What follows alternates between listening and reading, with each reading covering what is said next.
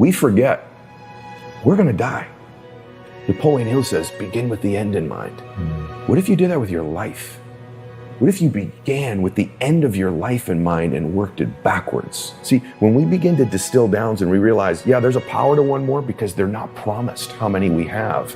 And there's a power and there's a blessing that you get one more in your life. Have another day to change their life. They have another opportunity to do one more. They have another opportunity to make their family proud of them.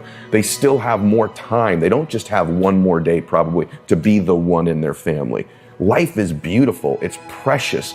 And sometimes we only have an appreciation for it in its absence. Sometimes we only have an appreciation for the power of the one mores or the people in our lives when we imagine their absence.